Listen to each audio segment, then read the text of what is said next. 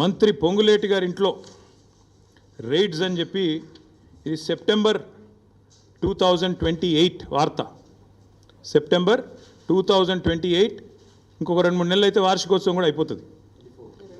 అంటే 2024 సంవత్సరంలో ఈ రైడ్స్ జరిగినాయి. సెప్టెంబర్ 27.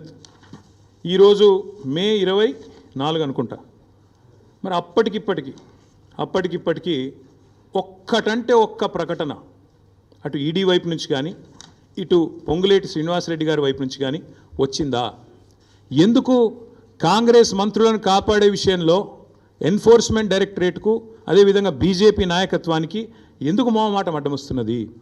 ఎందుకు మీరు బీజేపీ నాయకులు ఇక్కడ ఉండే కాంగ్రెస్ వాళ్ళను ఎందుకు కాపాడుతూ ఉన్నారు?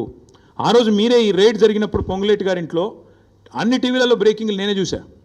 నోట్ల మెషిన్లు పోతున్నాయి, కట్టలు లెక్క పెట్టడానికి ఒకటి కాదు ఒక మెషిన్ సరిపోతలేదు, 2వ మెషిన్ పోతున్నది అని చెప్పి మీరే బ్రేకింగ్ న్యూస్లు ఇచ్చారు. మరి మీరు కూడా సైలెంట్ అయ్యారు. ఏం జరిగిందో నాకు తెలియదు. మీరంటే మీరు కాదు, మీడియా సైలెంట్ అయింది. ఇప్పటికీ సెప్టెంబర్ నుంచి ఇది మే, అంటే ఎన్ని నెలలు అయిపోయింది? 6 కాదు 8-9 నెలలు అయింది. ఇంతవరకు అతి లేదు గతి లేదు. అట్లాగే 1-2 కాదు, ఇది కర్ణాటకలో జరిగిన వాల్మీకి కుంభకోణం. 187 కోట్ల వాల్మీకి స్కామ్లో కర్ణాటకలో అరెస్టులు జరిగినాయి. అందులో పైసలు 45 కోట్లు తెలంగాణకు వచ్చినాయి. కానీ తెలంగాణలో మాత్రం ఇక్కడ ఏ కాంగ్రెస్ నాయకులకైతే 45 కోట్ల రూపాయలు వచ్చినాయో పార్లమెంట్ ఎన్నికల సందర్భంగా వాళ్ళ పేర్లు బయటికి రావు, వాళ్ళ మీద ఏం యాక్షన్ ఉండదు, వాళ్ళని కనీసంగా ఎంక్వైరీ చేయాలన్న ఆలోచన కూడా ఇక్కడ ఎన్ఫోర్స్మెంట్ డైరెక్టరేట్ చేయదు. ఇక్కడేమో పొంగులేటి గారి ఇంటి మీద రైడ్ అయితే వార్త రాదు బయటికి. ఏం జరిగిందో ఎవరికి తెలియదు, అదొక బ్రహ్మరహస్యం.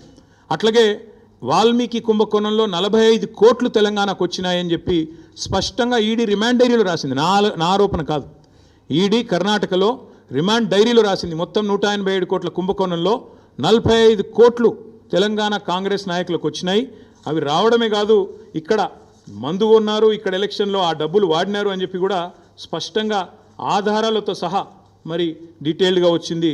కానీ ఇంతవరకు ఆ వాల్మీకి స్కామ్ ఏమైందో, ఆ 45 కోట్లు ఎవరికి వచ్చినాయో ఇంతవరకు అది కూడా మరొక బ్రహ్మరహస్యం.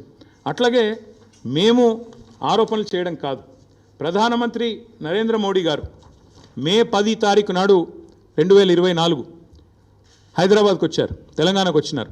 వచ్చి ఆ రోజు ఆయన అన్నమాట, తెలంగాణలో విచ్చలవిడి అవినీతి జరుగుతోంది, RRR ట్యాక్స్ నడుస్తోంది, ఇక్కడ రాహుల్ రేవంత్ రెడ్డి ట్యాక్స్ నడుస్తున్నది అని స్వయంగా ప్రధానమంత్రి మోడీ గారు అన్నమాట.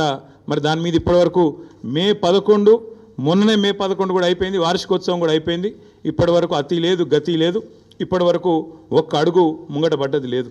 అట్లాగే మేము మా పార్టీ తరఫున కూడా చాలా స్పష్టమైన ఆరోపణలు చేస్తూ ఆధారాలతో సహా సివిల్ సప్లై స్కామ్ ఏదైతే జరిగిందో దానిలో జరిగిన కుంభకోణాన్ని మేము స్పష్టంగా ప్రజల ముందుకు తెచ్చాము. మరి అట్లాగే ఏజెన్సీస్ దగ్గర కూడా పోయాం. ఇంతవరకు సివిల్ సప్లై స్కామ్లో ఫుడ్ కార్పొరేషన్ ఆఫ్ ఇండియా స్పందించదు, కేంద్ర ప్రభుత్వము స్పందించదు, అస్సలు ఏ ఏజెన్సీ కూడా ముందుకొచ్చే పరిస్థితి లేదు.